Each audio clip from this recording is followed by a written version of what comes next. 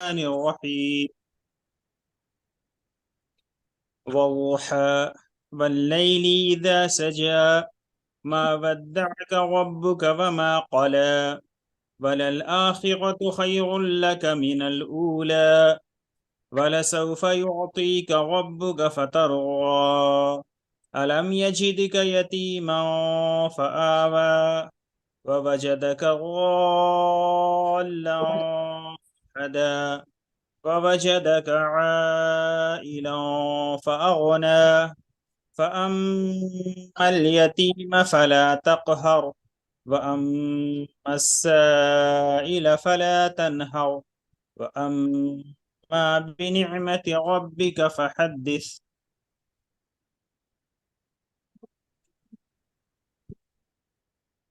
صدق اللہ العظیم. صدق اللہ العظیم. جزاک اللہ. ویاک. جی بسم اللہ الرحمن الرحیم وبہ نستعین.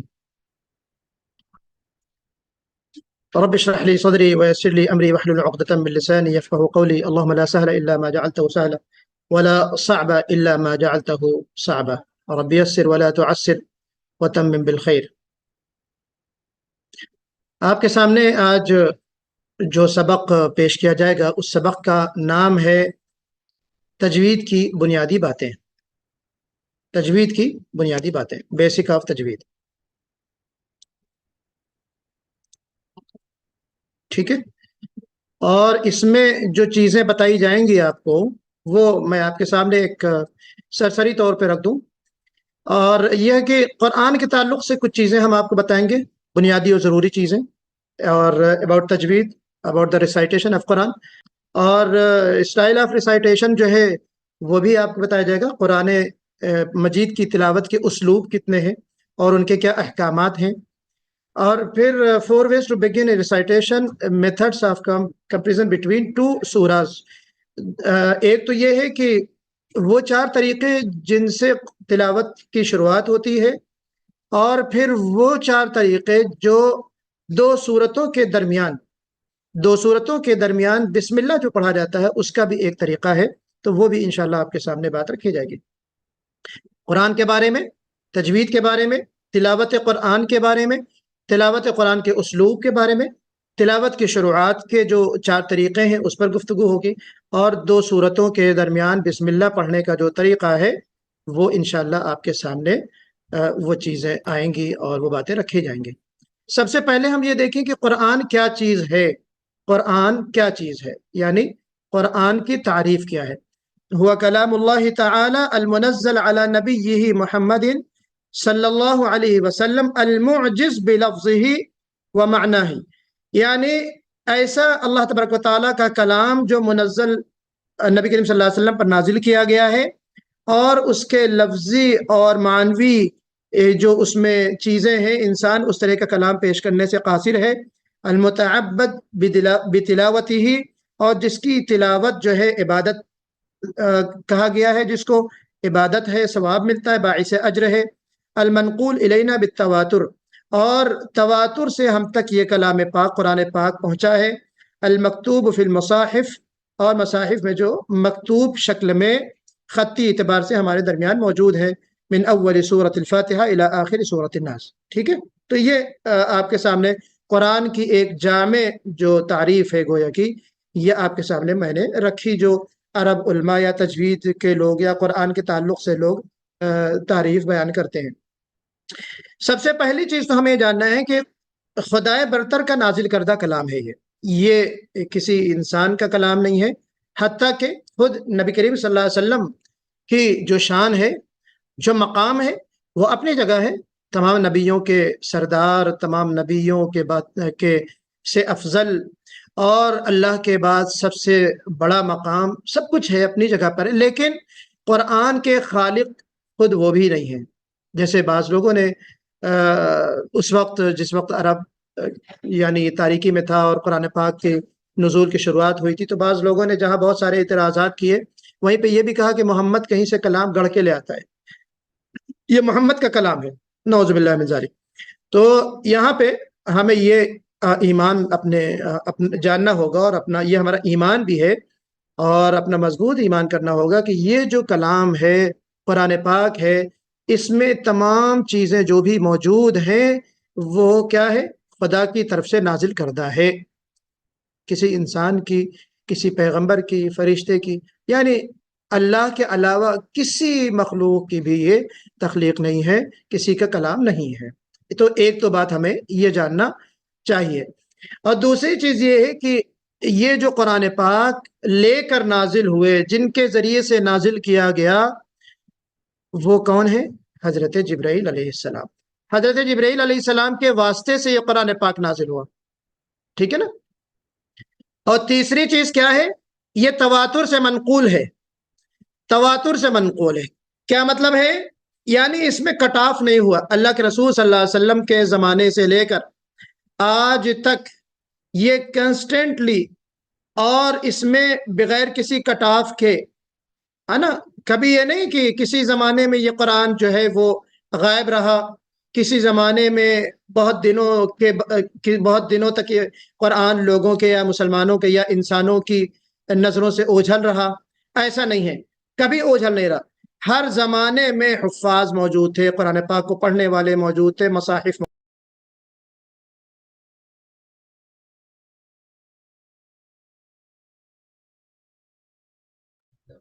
شیخ میوٹ ہو گیا آپ کا۔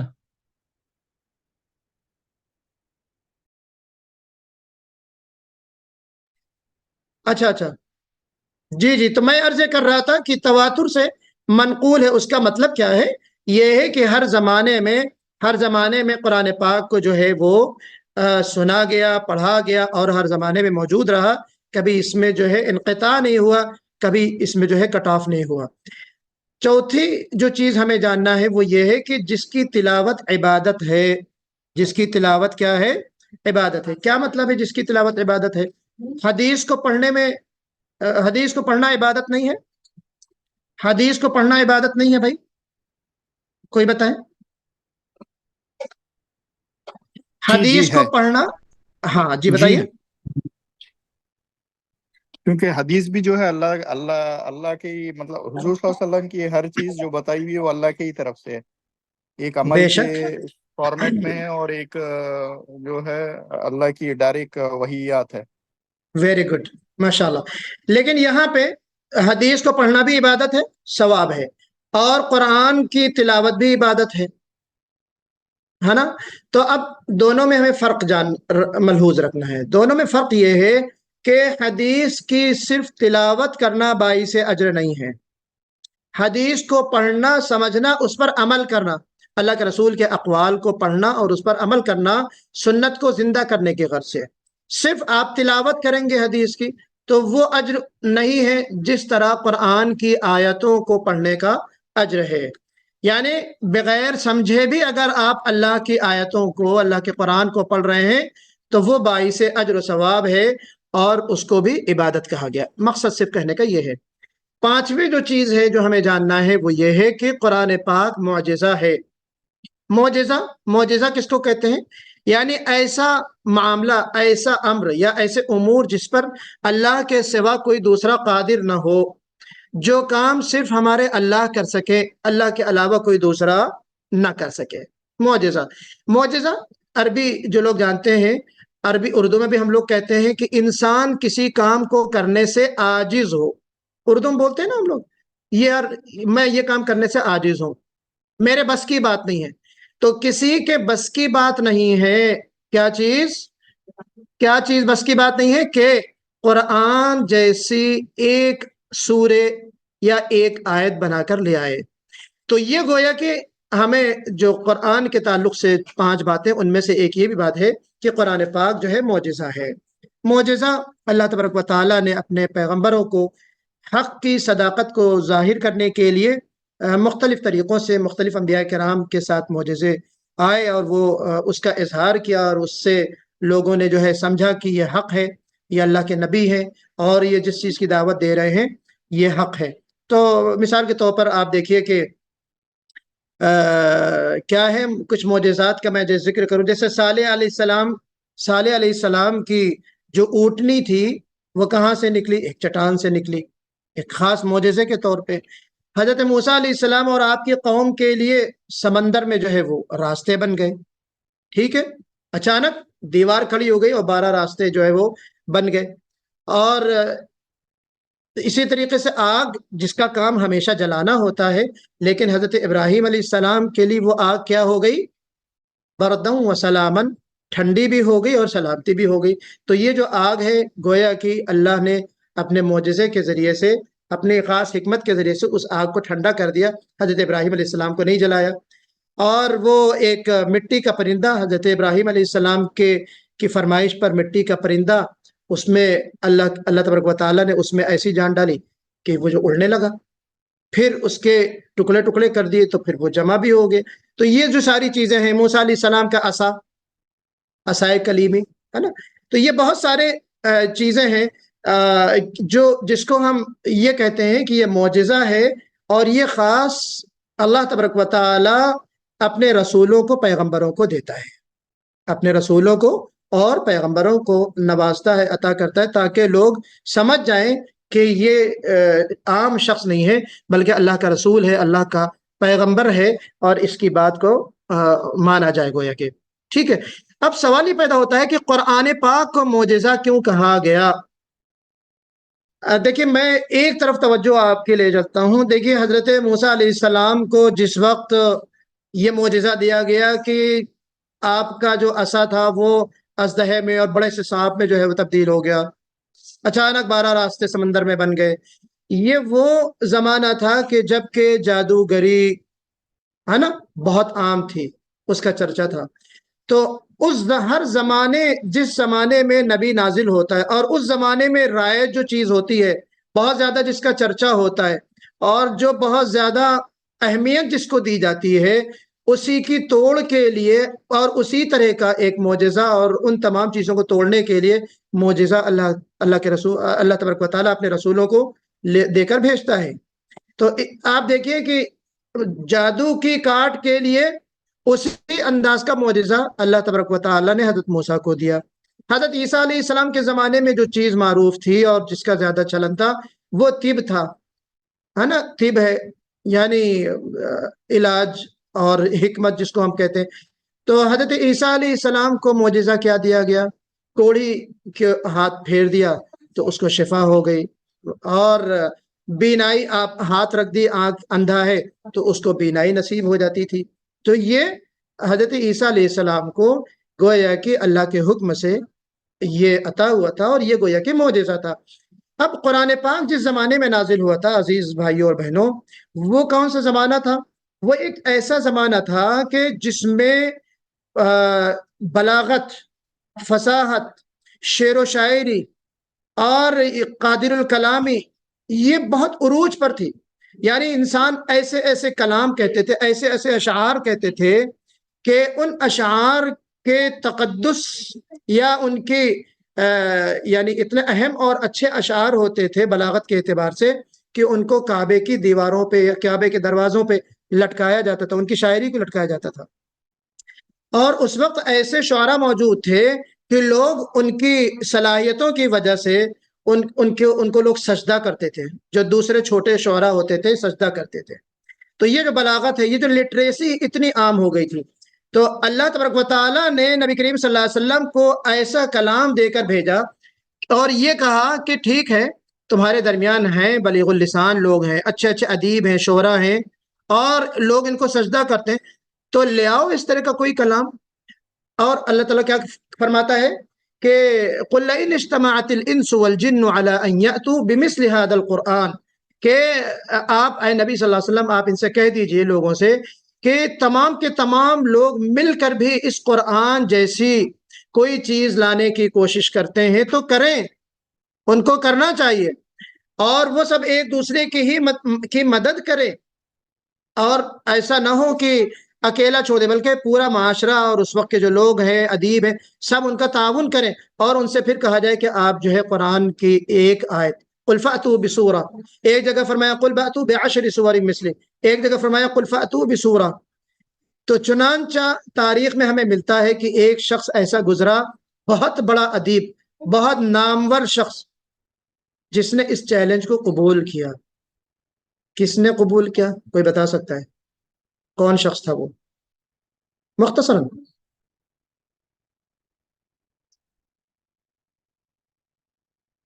عبداللہ ابن المقفع.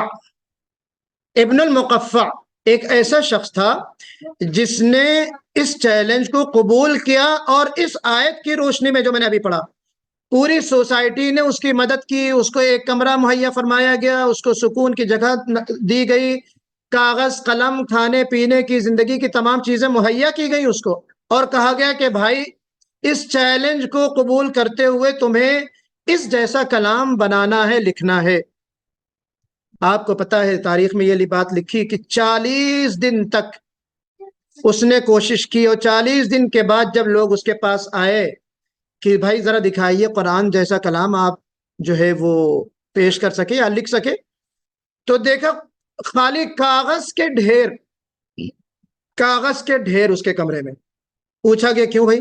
کہا کہ میں ہر روز قرآن جیسی آیت لکھنے کی کوشش کرتا، پھر اس کو پھاڑ دیتا، پھینک دیتا، دوسرے دن پھر کوشش کرتا، لکھتا، پھاڑ دیتا، پھینک دیتا، اور آج 40 دن ہو گئے. میرا یہی سلسلہ ہے کہ ہر روز قرآن کی طرح ایک آیت لکھنے کی میں کوشش کرتا ہوں اور ناکام ہو جاتا ہوں. جو ندوی حضرات ہیں یا جنہوں نے یہ کتاب پڑھی ہے کلیلہ و دمنہ، کلیلہ دمنہ کے جو مترجم ہے، کلیلہ دمنہ عربی میں کتاب ہے لیکن اصل سنسکرت میں ہے، وہ سنسکرت سے منتقل جو عربی میں کیا ہے وہ عبداللہ ابن مقفع نے کیا ہے. تو یہاں جو بات کہی جا رہی، میں نے آپ کو اس طرف جو متوجہ کیا ہے وہ صرف اس لیے کہ جس کلام کو، جس قرآن کو درست پڑھنے کا حکم ہے، جس کے لیے ہم اور آپ یہاں جمع ہیں، اس پر ہمیں یہ اطمینان ہونا چاہیے، شرح صدر ہونا چاہیے کہ یہ اللہ کا پاک کلام ہے، ایسا کلام ہے جو صرف خدا کا ہے، خدا کے علاوہ کسی اور کا نہیں ہے اور کوئی نہیں بنا سکتا. تو ہم اللہ کے بول، اللہ کے الفاظ گویا کہ ہم اپنی زبان سے ادا کر رہے ہیں، تو یہ سعادت کی بات نہیں ہے، یہ شرف کہ ہم اپنے اکابرین کی، بزرگوں کی باتوں کو آنکھوں سے لگا لگا کے پڑھتے ہیں، عقیدت کی پیاس بجھاتے ہیں ہم، ہے نا؟ ایسا ہوتا ہے نا. اور پھر بزرگ برتر اللہ وحدہ لا شریک، جو ہم سب کا مالک ہے، رازق ہے، خالق ہے، قادر مطلق ہے، اپنی بے پایا مملکت کے اس حصے میں جسے ہم زمین کہتے ہیں میں پیدا کیا، ہمیں جاننے بوجھنے سمجھنے کی قوت بخشی، ہمیں خلیفہ بنایا، ہمیں امت محمد میں پیدا فرمایا.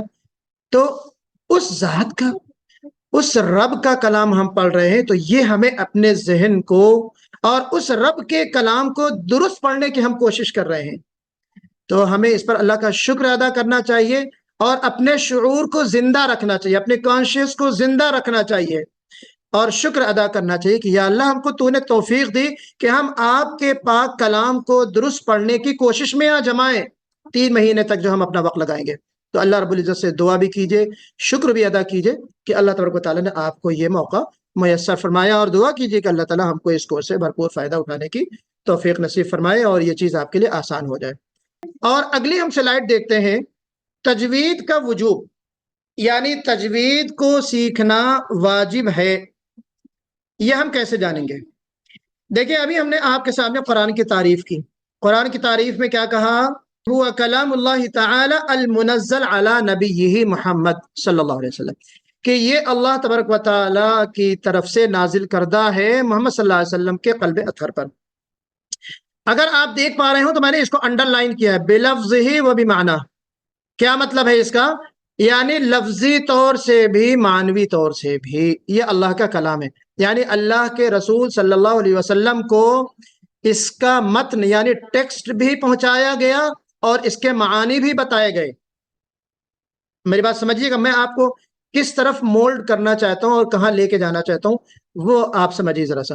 قرآن کی تعریف یہ ہے کہ قرآن پاک ایک ایسا کلام ہے جس کا ٹیکسٹ اور جس کے معانی دونوں ہی کیا ہیں؟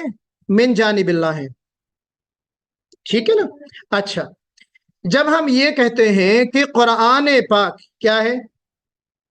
الذین آتیناہم الکتاب یتلونہ حق تلاوتہ، ہم نے آپ کے سامنے شروع میں بات آیت پڑھی، پہلی کلاس میں پڑھی، پھر اس کے بعد جو ہمارا اناگرل پروگرام تھا اس میں بھی پڑھا کہ اللہ تبارک و تعالیٰ فرماتے ہیں کہ ہم نے لوگوں کو کتاب دی اور وہ اس کی تلاوت اس طرح کرتے ہیں جس طرح تلاوت کرنے کا حق ہے۔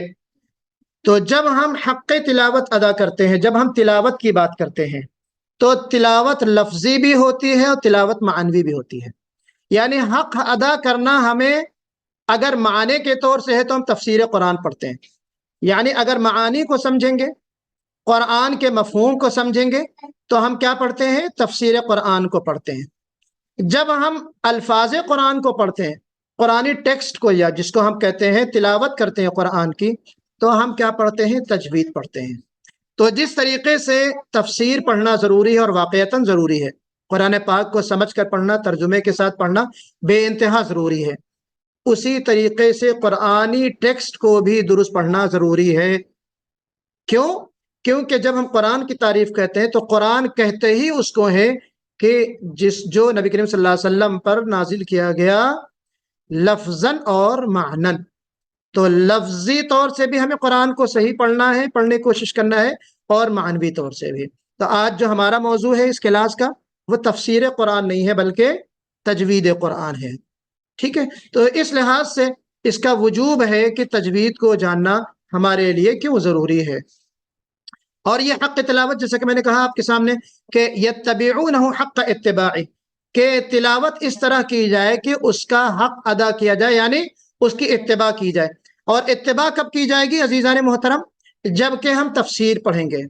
اور دوسری جو چیز میں نے یہاں پہ لکھی، اگر آپ دیکھ پا رہے ہو، یقرؤونہ حق قراءتہ، کہ وہ قرآن پاک کو اس طرح پڑھتے ہیں جس طریقے سے اس کو پڑھنے کا حق ہے۔ اس کا تعلق تجوید قرآن سے ہے، ٹھیک ہے نا؟ پہلے کا تعلق یتبعونہ حق اتباع، اس کا تعلق تفسیر قرآن سے ہے، اور یہ دوسرے کا تعلق یقرؤونہ حق قراءتہ کس سے ہے؟ تجوید قرآن۔ اچھا، ایک چیز وجوب کے تعلق سے اور جان لیجئے، میں نے آپ کے سامنے عرض کیا تھا لیکن تذکیر کے طور پہ اور ریپیٹیشن اس کی ہو جائے گی۔ ترتیل کیا چیز ہے؟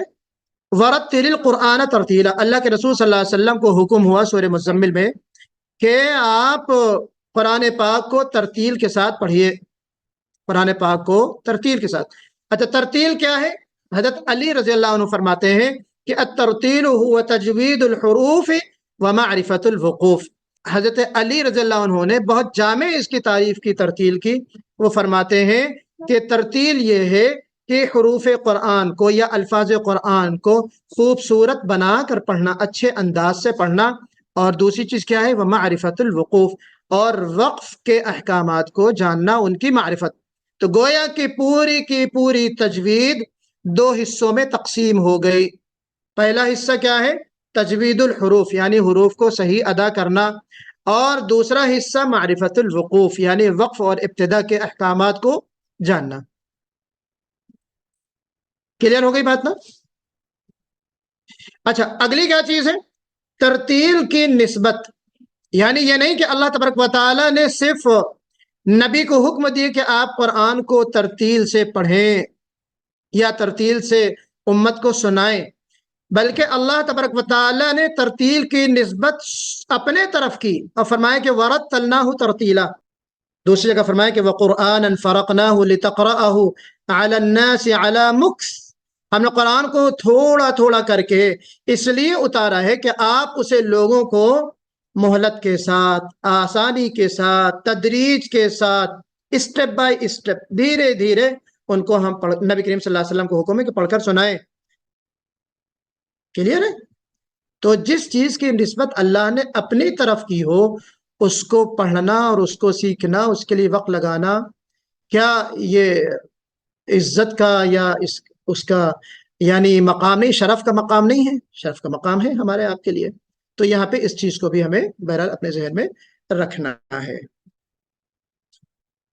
ایک اور حدیث رہ گئی، میں نے آپ کو پہلے کلاس میں سنایا تھا کہ ان اللہ یحب ان یقرأ القرآن کما انزل، کہ اللہ اس بات کو پسند فرماتے ہیں کہ قرآن پاک کو اس طرح پڑھا جائے جس طرح نازل کیا گیا ہے۔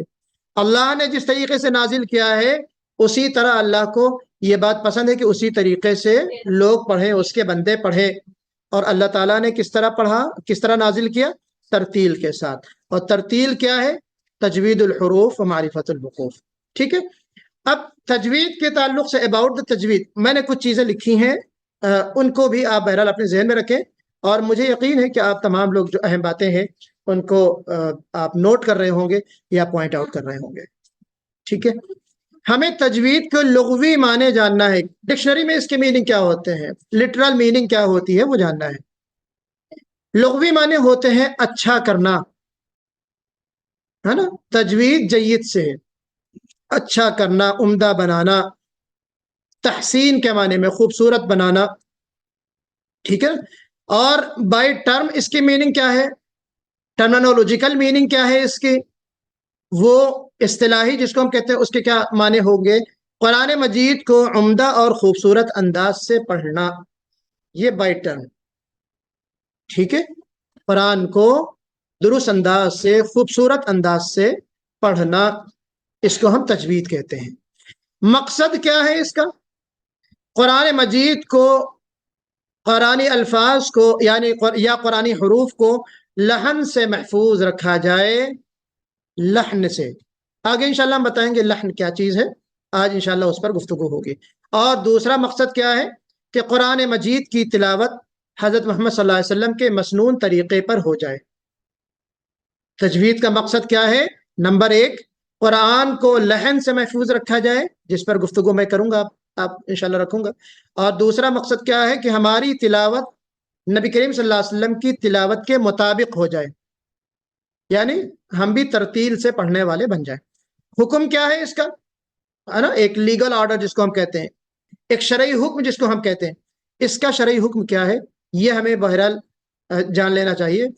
ایک یہ ہوتا ہے کہ تجوید کے قواعد کو جاننا، رولز، نظری تجوید جس کو ہم کہتے ہیں، ہے نا، تھیوریٹیکل تجوید جو آج ہمارا کلاس ہے، یہ کیا ہے، یہ ہے فرض کفایہ، یعنی احکام تجوید کا سیکھنا فرض کفایہ ہے.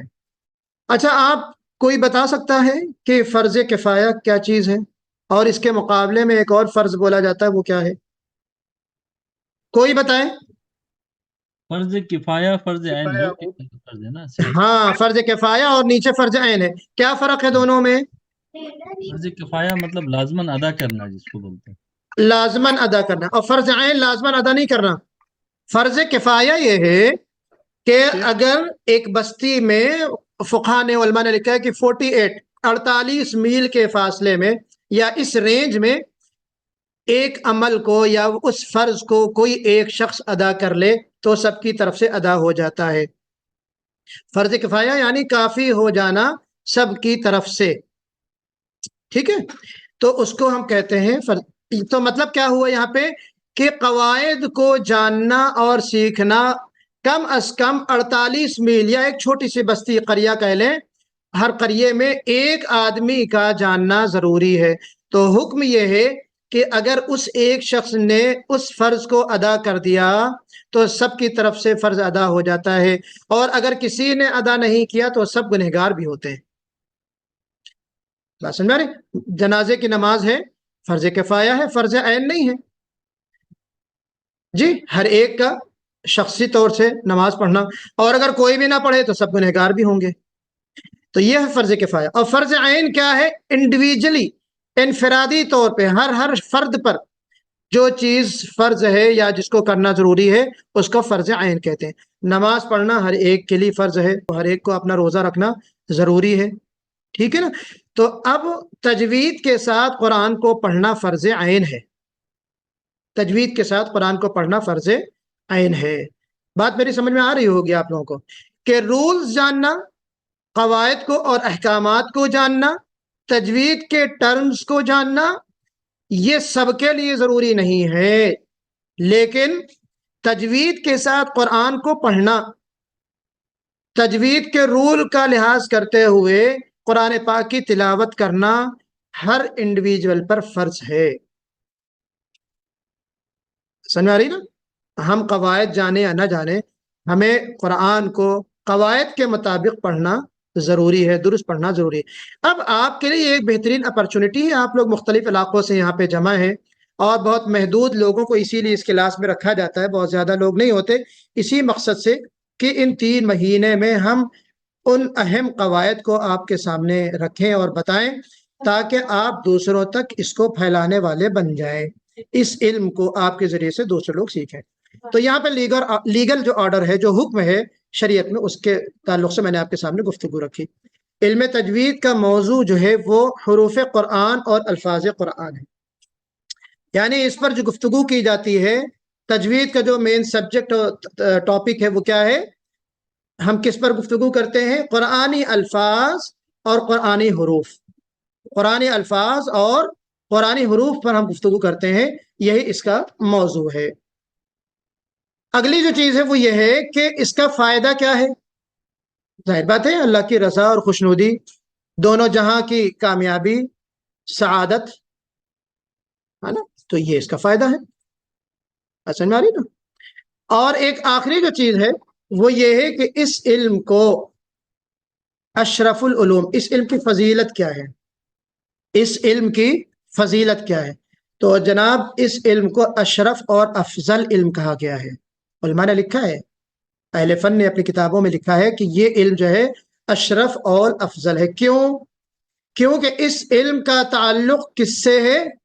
اللہ کے پاک کلام سے ہے، اللہ کے بول سے ہے، الفاظ قرآن اور حروف قرآن سے، اس لیے اس کو اشرف العلوم کہا گیا۔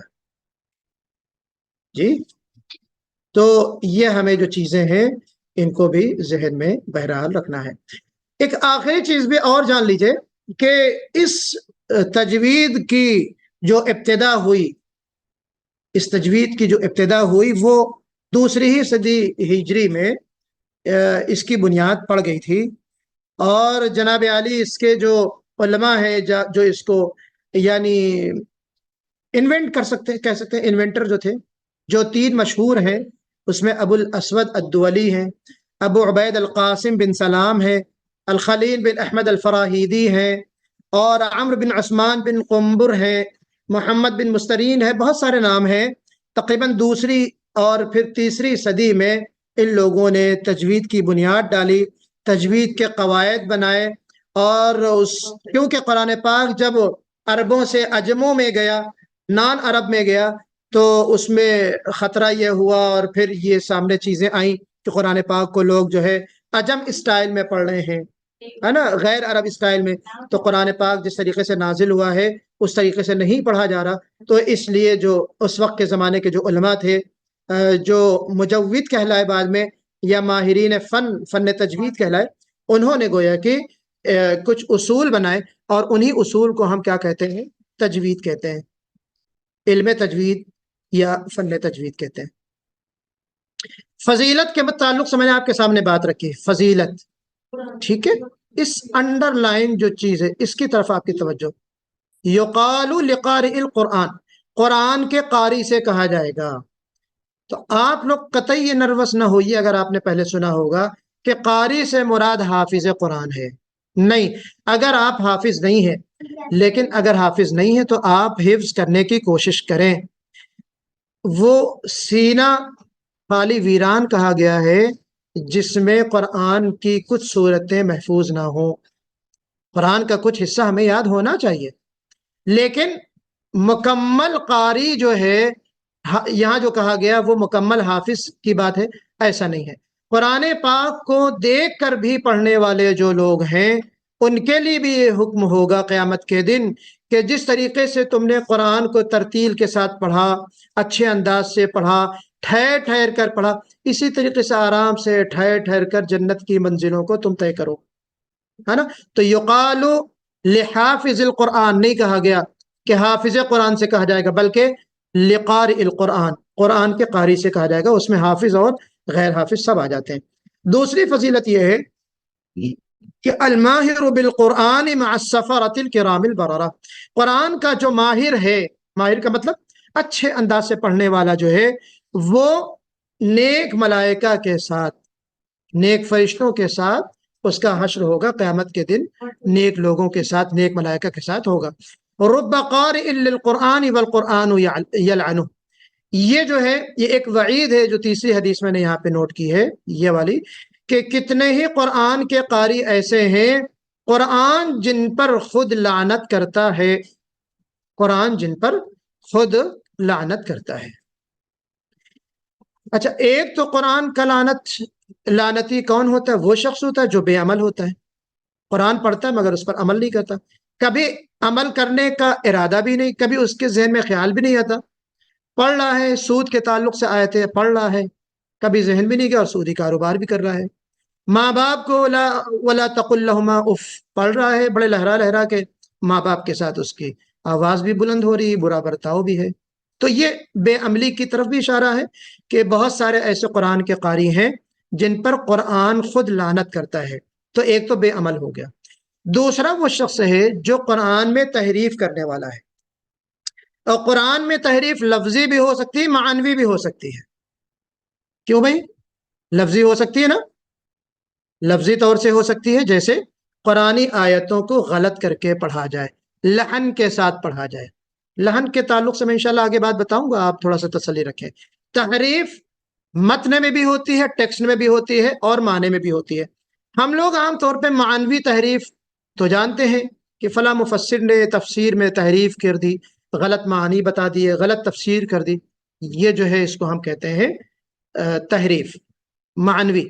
اور لفظی جو تحریف ہے وہ یہ ہے کہ قرآنی جو آیت ہے، لفظ قرآن ہے یا حرف قرآن ہے، اس میں زبر زیر کی غلطی کر دی، اس میں جو صفت پائی جاتی ہے جس کو ہم صفت لازمی کہتے ہیں اس میں تبدیلی کر دی، قرآن جو حرف ہے اس کا مخرج بدل دیا، ایک حرف کو دوسرے حرف سے بدل کر ہم نے پڑھ دیا، تو یہ بھی تحریف ہے۔ تو ایسا تحریف کرنے والا جو شخص ہے، اللہ کے رسول صلی اللہ علیہ وسلم فرمایا کہ اس پر قرآن پاک لعنت کرتا ہے۔ جی، نبی کریم صلی اللہ علیہ وسلم کی تلاوت کے مطابق، یہ ہم نے مقصد پڑھا تھا نا پیچھے، کہ ہمارا مقصد کیا ہے تجوید کا، کہ ہماری تلاوت نبی کریم صلی اللہ علیہ وسلم کی تلاوت سے مطابق، یا اس کے نبی کریم صلی اللہ علیہ وسلم کی تلاوت کے مطابق ہو جائے، تو یہ مقصد ہے۔ اور دوسرا مقصد کیا تھا؟ کہ ہمارا قرآن لحن سے محفوظ رہے۔ اچھا، ایک لحن ہوتا ہے لحن جلی اور ایک ہوتا ہے لحن خفی۔ آپ کے سامنے بات رکھی گئی تھی، آپ نے نوٹ بھی کیا ہوگا۔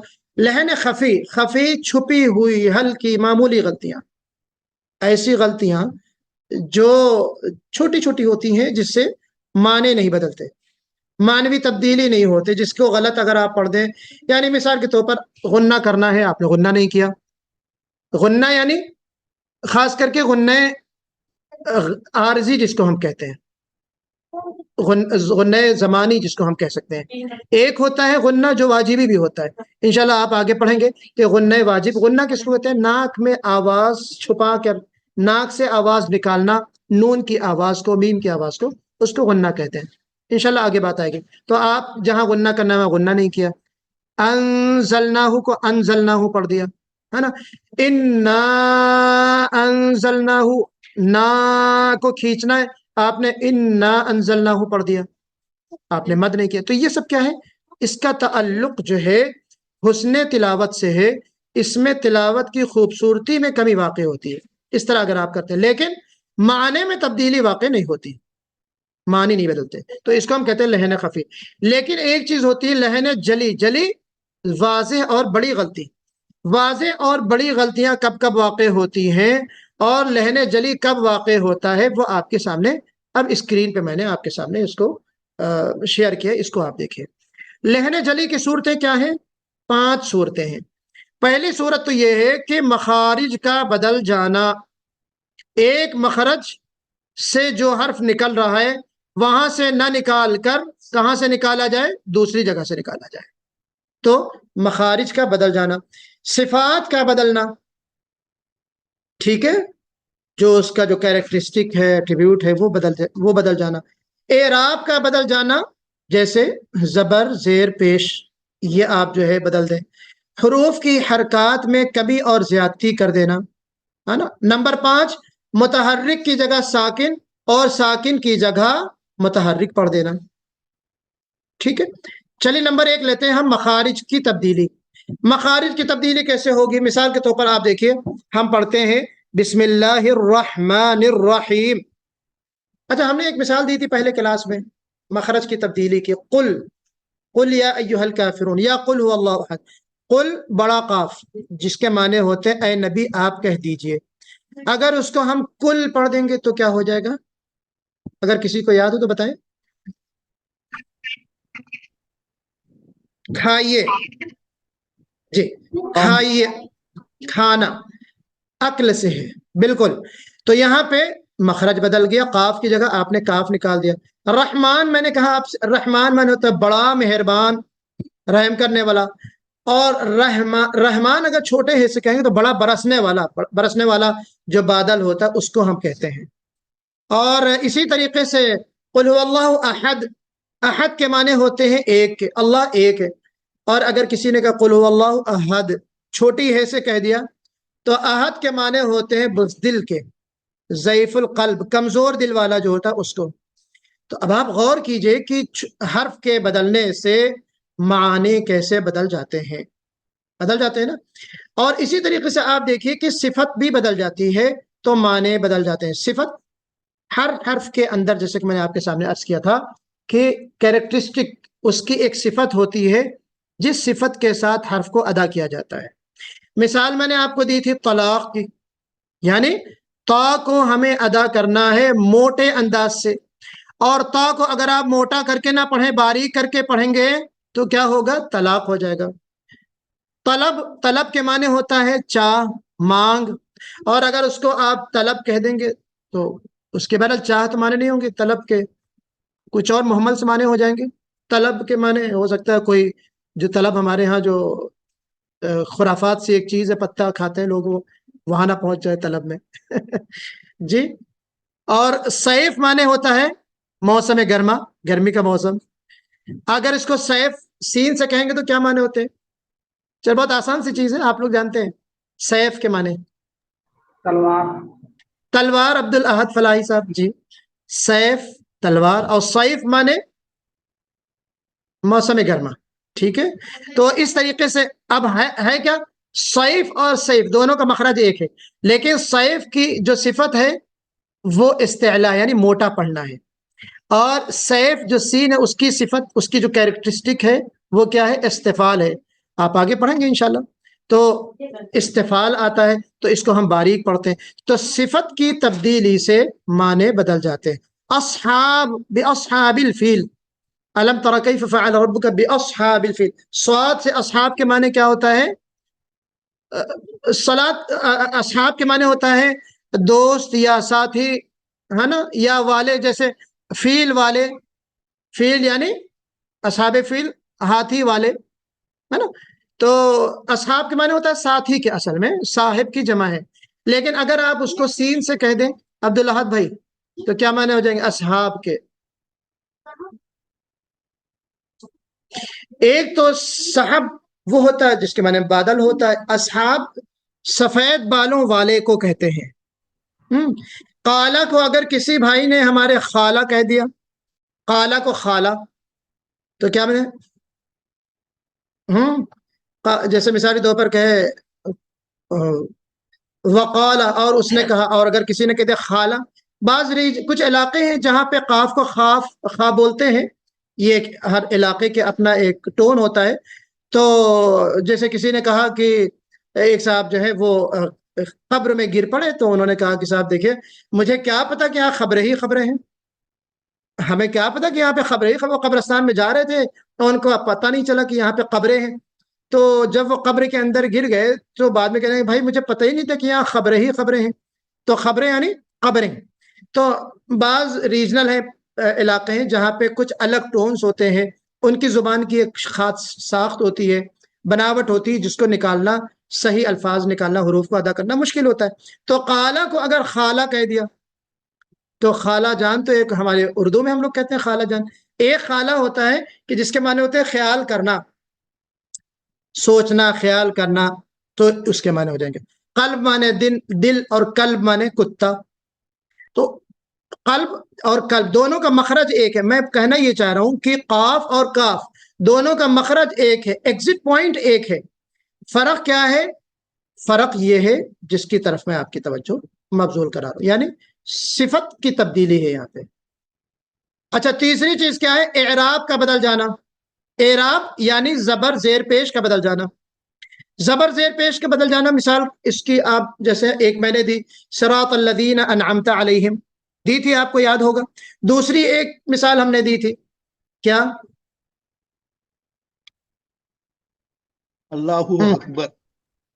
اللہ اکبر نہیں، وہ تو حرف کی تبدیلی ہے. اچھا وہ آپ نے یاد دلا دیا. وہ اکبر قاف یعنی وہ مخرج کی تبدیلی، فرسٹ نمبر والا، یہ اس سے متعلق ہے جی. یعنی زبر زیر پیش کی جو تبدیلی ہے اس پہ اس کی کوئی مثال دیجئے.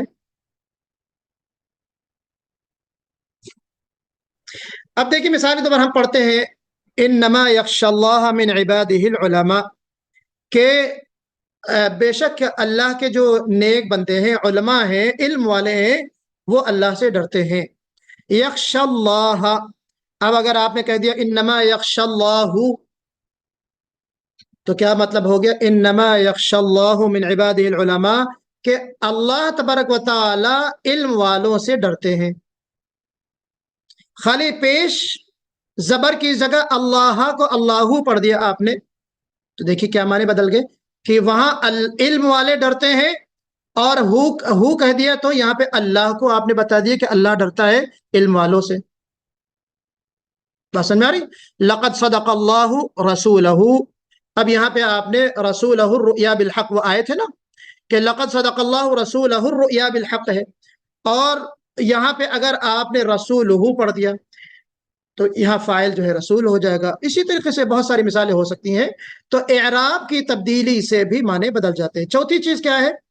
حروف میں کمی یا حرکات میں کمی اور زیادتی کر دینا، حروف کی کمی اور زیادتی کر دینا. مثال کے طور پر یا حروف کو بڑھا دینا، جیسے مثال کے طور پر آپ دیکھیے کہ ولا نکفرو کا، ولا نشکرو کا، ونخلع ونترک، ہم پڑھتے ہیں نا اس میں کیا نام ہے دعائے قنوت میں اللہم انا نستعینک ونستغفرک. اب ولا نکفرک ہے، کیا مطلب ہے؟ کہ ہم تیری ناشکری نہیں کرتے یا اللہ. ولا نکفرک، اور ہم تیرے ساتھ کفر نہیں کرتے، تیرا انکار نہیں کرتے. اگر اس نے کسی نے پڑھ دیا لنکفرک، کون ہے عربی جاننے والے عبد الاحد کے علاوہ یا اور دوسرا کوئی بتائے کیا معنی ہو جائیں گے؟ لا نکفرو کے بجائے ہم لنکفرو پڑھ دیں تو کیا معنی ہو جائیں گے؟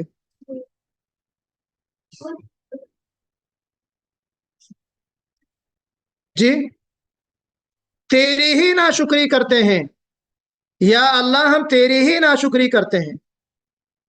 آپ دیکھیں، اور اس کے بعد میں کیا؟ ونشکرو کا، اور ہم تیرا ہی شکر ادا کرتے ہیں.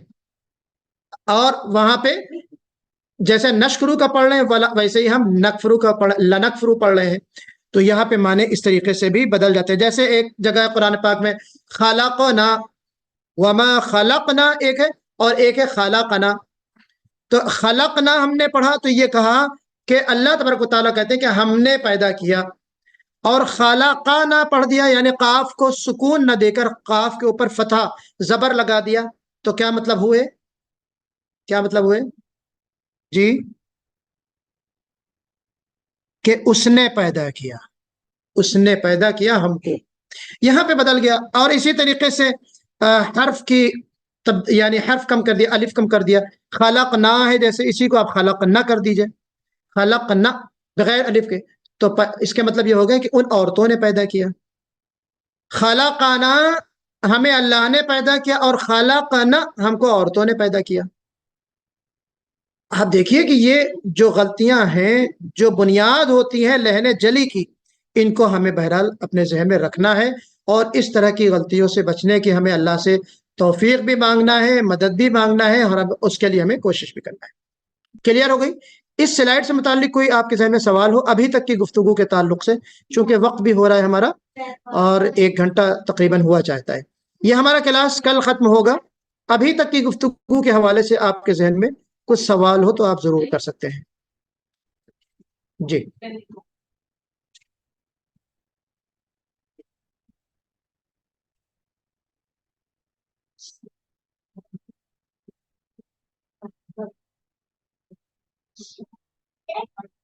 اب آپ کو تجوید، علم تجوید کی اہمیت کا اندازہ کم از کم ہو گیا ہوگا، اور لہن کیا چیز ہے اس کا اندازہ ہو گیا ہوگا.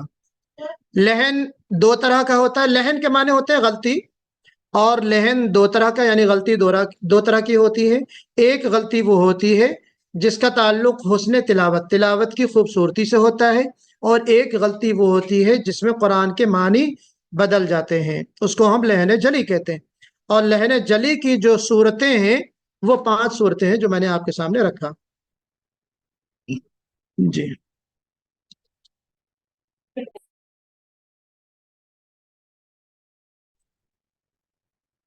ठीक है, अगर आप लोग सवाल नहीं करेंगे तो हो सकता है मैं भी सवाल कर लूं आपसे। अच्छा चलिए जीशान साहब आप बताइए।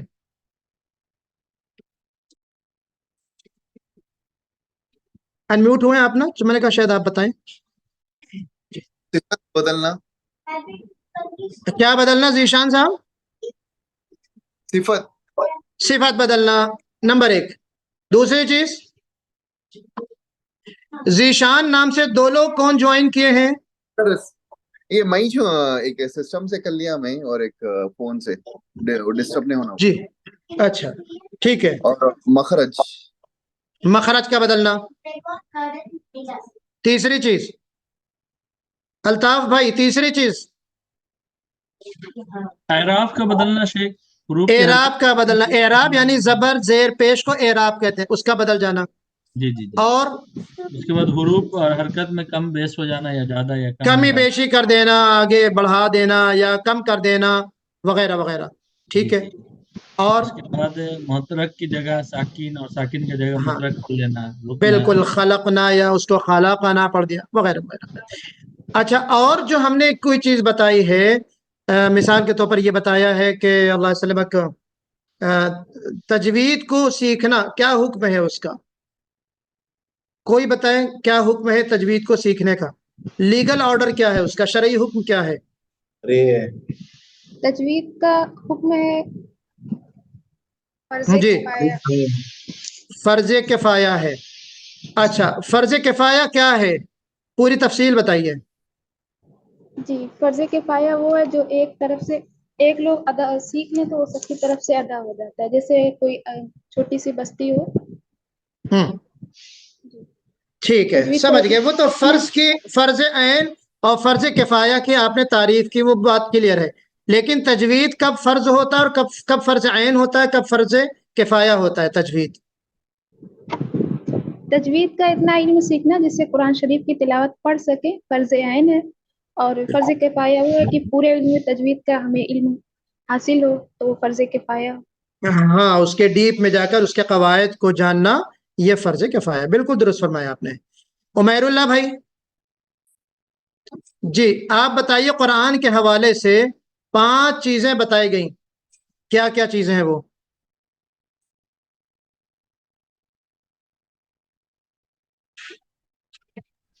कुरान के हवाले से 5 चीजें बताई गई अभी। सबसे पहले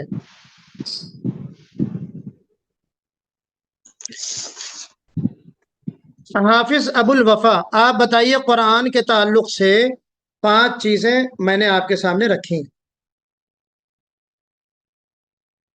जी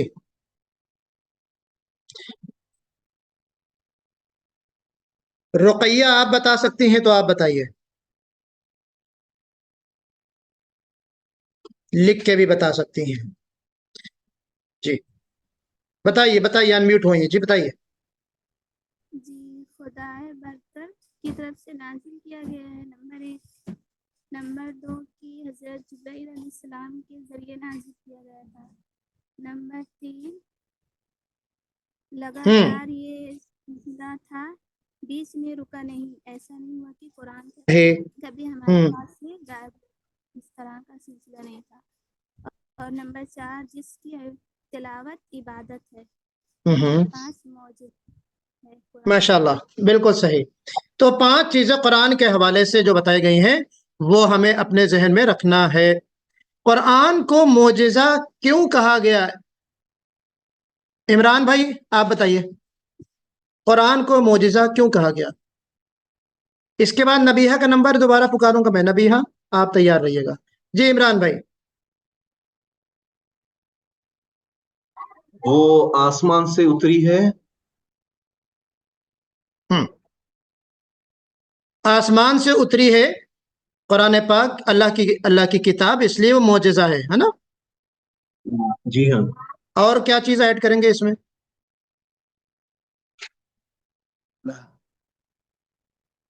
جی